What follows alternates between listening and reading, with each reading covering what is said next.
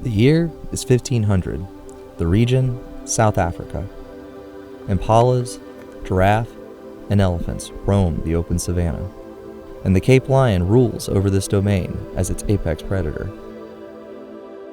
Now, it is 2024, and the last reported sighting of this beautiful creature was over 160 years ago. Driven to extinction by English and Dutch settlers through habitat loss and hunting, you would need a time machine to witness the amazing features of this former regional king. For those without a time machine, you can instead go to Scotia Safari Reserve, where they believe they've discovered a genetic line holding the same traits as this once feared predator.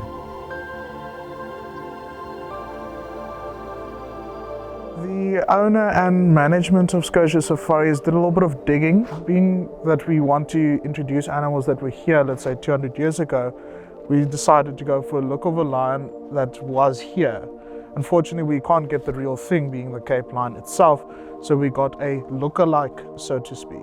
It is actually closest relative to the Barbary lion that you might find today. Key features of the lion specifically, mane found that is much larger than the normal lion, stretching all the way from the shoulders down towards the hind legs and coating the stomach as well. Scotia's Cape lion is a captive bred lion, a practice that was recently banned in the country of South Africa. There are many critics of releasing captive bred lions into natural ecosystems, claiming they are incapable of adjusting to a wild environment.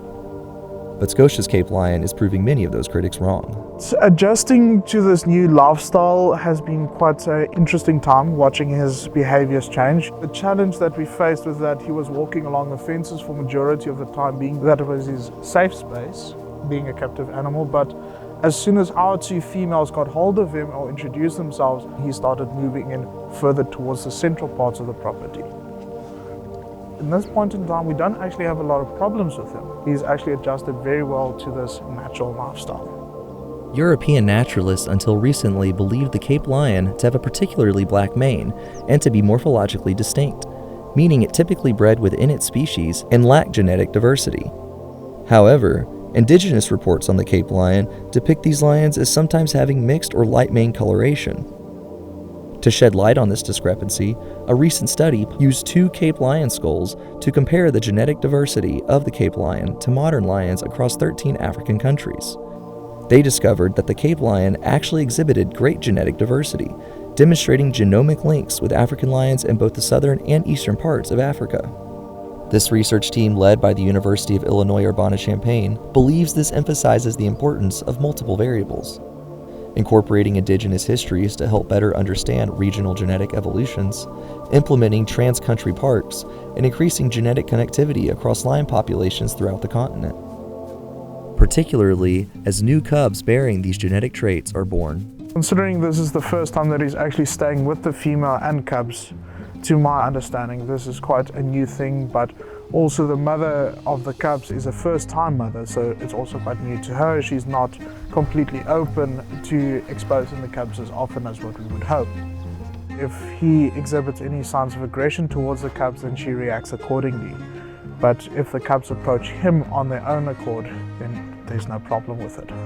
We've seen a slight color change in between one or two of them, so we're hoping for either two females and one male, or vice versa. Having two males and one female is not too big of a problem, because within their own group they will sort out their own issues. One male will take over the female when he becomes the dominant of the pride. This male might be able to mate with his offspring later at one point, but then third generation will have to look at new bloodlines.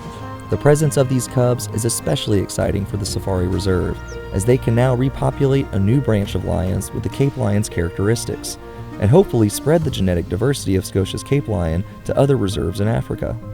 Each reserve has a look that they want to acquire, or certain traits that they want to acquire, something that makes them unique.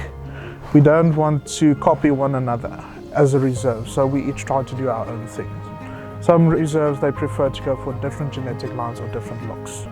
So in hindsight, we've already started with it. Though humanity's impact on the global ecosystem has been in many cases irreversible, the Cape lion at Scotia serves as a beacon of hope that what we thought was lost forever may one day be brought back to life.